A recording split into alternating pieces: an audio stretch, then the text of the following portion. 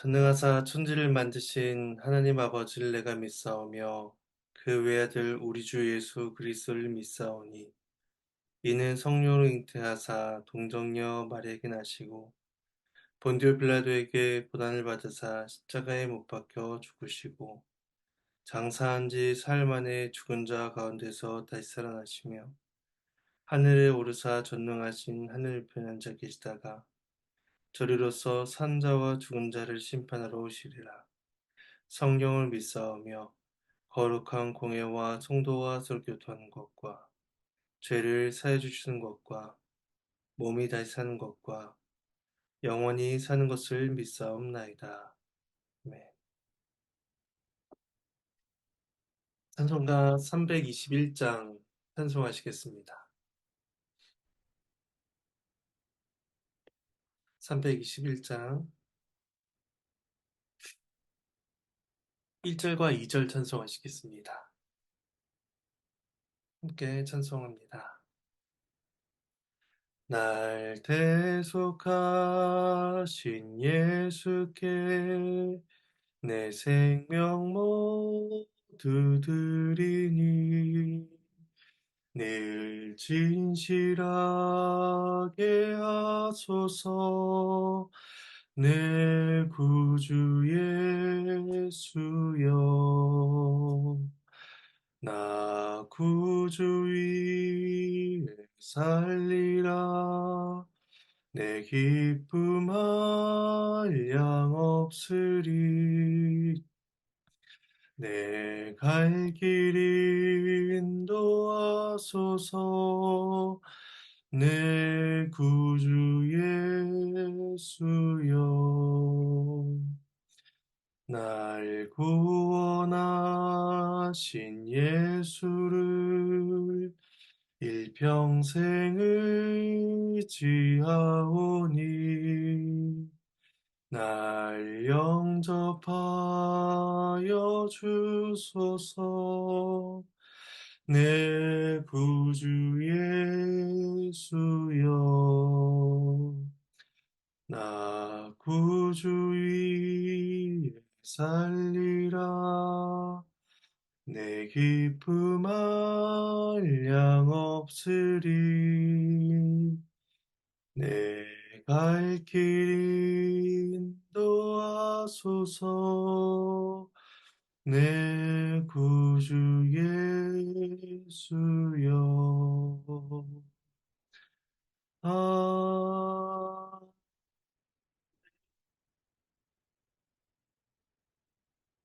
네, 함께 보실 말씀은 사도행전 13장입니다. 사도행전 13장 32절에서 52절까지 말씀입니다. 사도행전 13장 32절에서 마지막 52절까지 말씀입니다.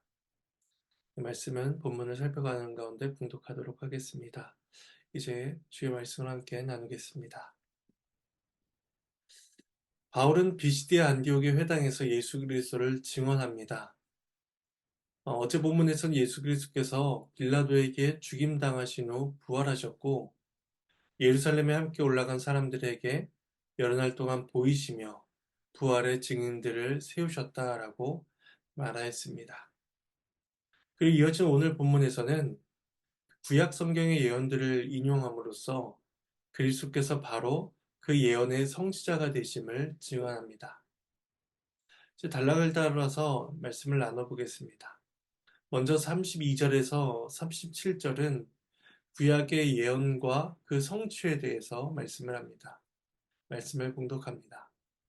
우리도 조상들에게 주신 약속을 너희에게 전파하노니 곧 하나님이 예수를 일으키사 우리 자녀들에게 이 약속을 이루게 하셨다 함이라. 시편 둘째 편에 기록한 바와 같이 너는 내 아들이라 오늘 너를 낳았다 하셨고 또 하나님께서 죽은 자 가운데서 그를 일으키사 다시 썩음을 당하지 않게 하실 것을 가르쳐 이르시되 내가 다윗의 거룩하고 미쁜 은사를 너희에게 주리라 하셨으며 또 다른 시편에 일렀으되 주의 거룩한 자로 썩음을 당하지 않게 하시리라 하셨느니라. 다윗은 당시 하나님의 뜻을 따라 섬기다가 잠들어 그 조상들과 함께 묻혀 썩음을 당하였으되 하나님께서 살리신 이는 썩음을 당하지 아니하였나니. 바울은 조상들에게 주신 약속, 곧 유대인들에게 익숙한 구약의 말씀을 예인용합니다. 27절에서 언급한 것처럼 예루살렘에 사는 자들과 그들 관리들은 안식일마다 선지자들의 말을 반복하여 외워왔지만 정작 그 말씀이 의미하는 바를 그들은 알지 못했습니다.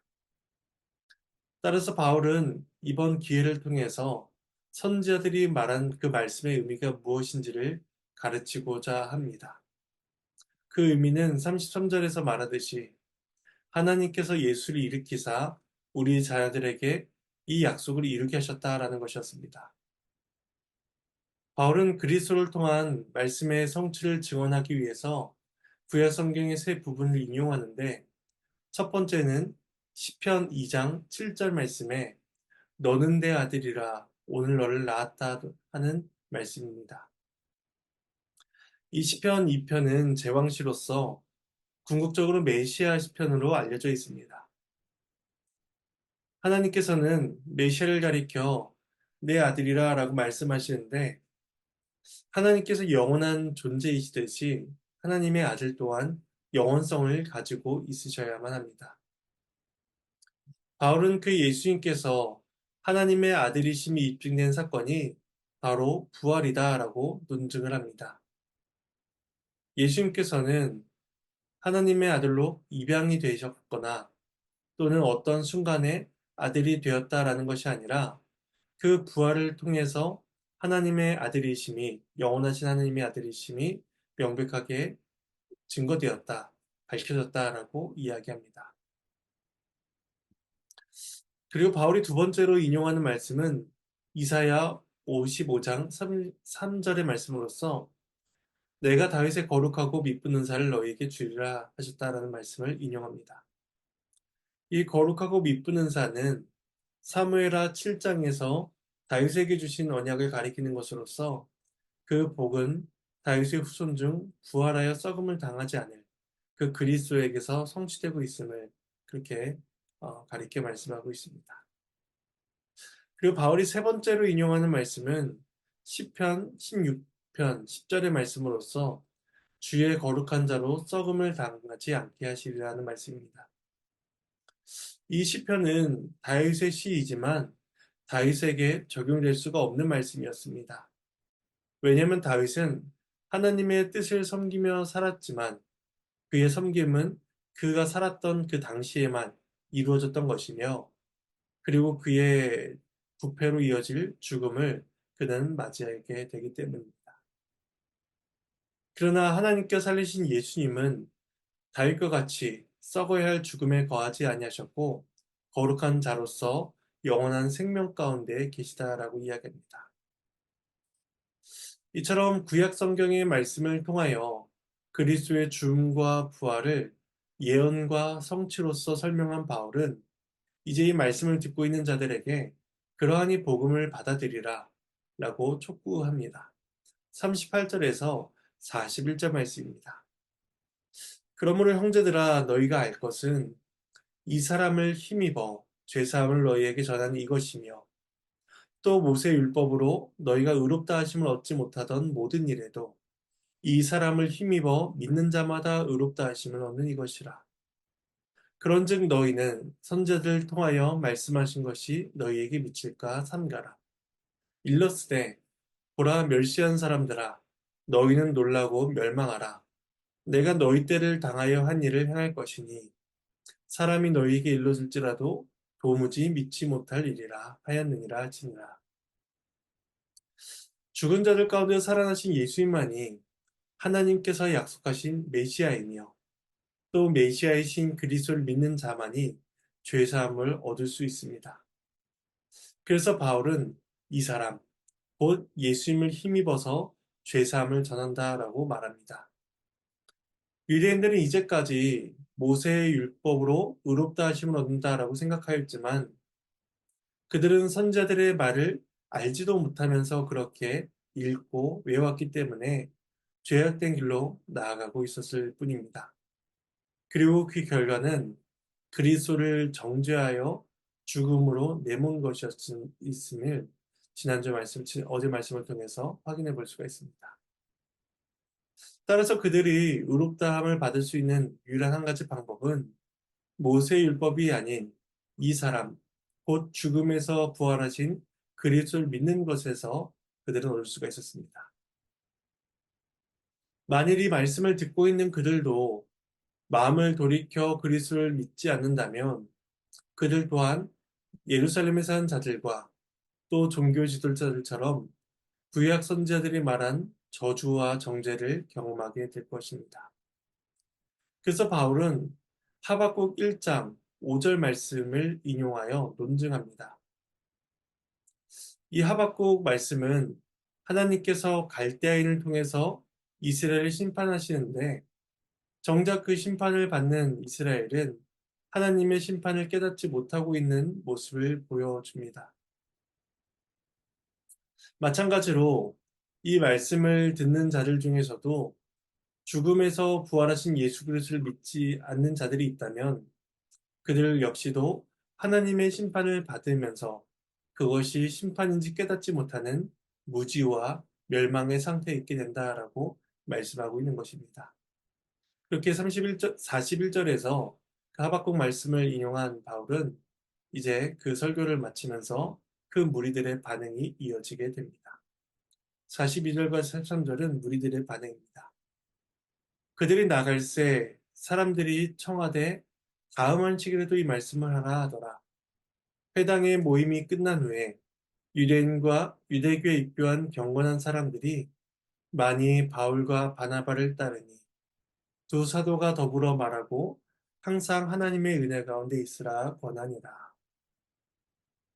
사람들이 관심을 갖고 다음 안식일에도 더 말씀을 해달라고 요청합니다. 그리고 그들 중에 일부 사람들은 그 다음 주일까지 한 주간을 기다릴 수가 없었습니다. 그들 가운데 더 많은 복음의 말씀을 더 빨리 듣고자 하는 경건한 열망이 생겨난 것입니다. 이에 그들 중 많은 사람들이 바울과 바나바를 쫓게 되었고 두 사도는 그들을 가르치며 항상 하나님의 은혜 가운데 신실하게 거할 것을 권면합니다. 하지만 이처럼 사도를 따르는 자들과 달리 동시에 사도들을 시기하며 비방하는 사람들도 있었습니다. 44절에서 47절 말씀입니다. 그 다음 안식일에는 온 시민이 거의 다 하나님의 말씀을 듣고자 하여 모이니 유대인들이 그 무리를 보고 시기가 가득하여 바울이 말한 것을 반박하고 비방하거늘 바울과 바나바가 담대히 말하여 이르되 하나님의 말씀을 마땅히 먼저 너희에게 전할 것이로되 너희가 그것을 버리고 영생을 얻기에 합당하지 않은 자로 자처하기로 우리가 이방인에게로 향하노라. 주께서 이같이 우리에게 명하시되 내가 너를 이방의 빛으로 삼아 너로 땅끝까지 구원하게 하리라 하셨느니라 하니.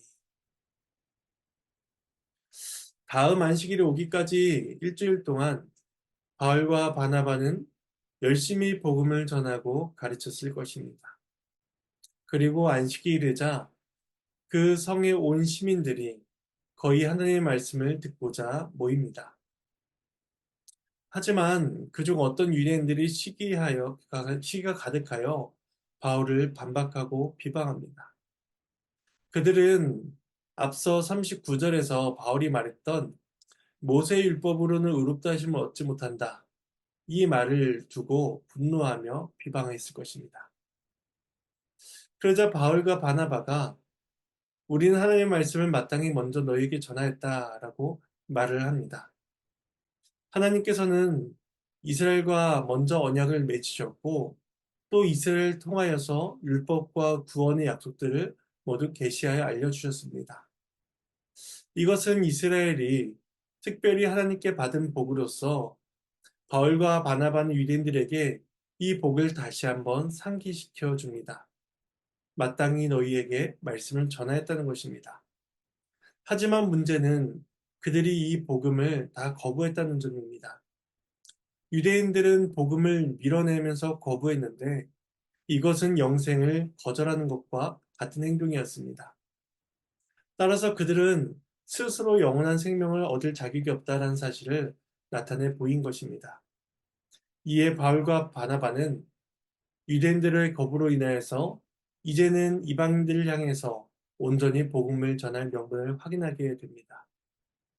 그래서 바울은 이사야 49장 6절 말씀을 인용해서 바울과 바나바 자신이 이방의 빛으로서 땅끝까지 복음을 전할 하나님의 종이 되었음을 설명합니다. 근데 여기서 놀라운 것은 그 이사야에서 말씀하는 종, 이방의 빛, 이것은 모두 예수 그리스도에게서 적용되고 있던 표현들이라는 것입니다. 누가복음 2장 32절에서 시므이가 아기 예수를 안고 찬송하기를 이방의 빛, 이방을 비추는 빛이요 주의 백성 이스라엘의 영광이시다라고 말했습니다. 그런데 이제는 바울과 바나바가 그 이방을 비추는 빛으로서 자신들을 가리키고 있으며 자신들이 이방의 복음을 전한 자로서 세움을 받고 있다라고 표현하고 있다는 것입니다. 그리고 누가복음에서 나타난 그 그리스도의 사역이 이제 바울과 바나바에게 주어지고 있으며 그들 또한 그리스도의 길을 걸어가고 있음이 드러나게 됩니다. 그리고 이 말을 들은 이방인들의 반응과 이후 사도들이 겪게 된 일이 48절에서 마지막 52절까지 나타나고 있습니다. 마지막 단락을 봉독하겠습니다. 이방인들이 듣고 기뻐하여 하나님의 말씀을 찬송하며 영생을 주시기로 작정된 자는 다 믿더라. 주의 말씀이 그 지방에 두루 퍼지니라. 이에 유대인들이 경건한 귀부인들과 그 신의 유력자들을 선동하여 바울과 바나바를 박해하게 하여 그 지역에서 쫓아내니 두 사람이 그를 향하여 바르티크를 떨어버리고 이고니온으로 가거늘 제 아들은 기쁨과 성령이 충만하니라. 하나님의 말씀입니다. 하나님께 감사합니다. 유대인들이 거부한 복음을 이방인들은 기뻐하며 하나님의 말씀을 찬송하게 됩니다. 누가는 이것을 가리켜서 영생을 주시기로 작정된 자는 다 믿게 되었다라고 말합니다.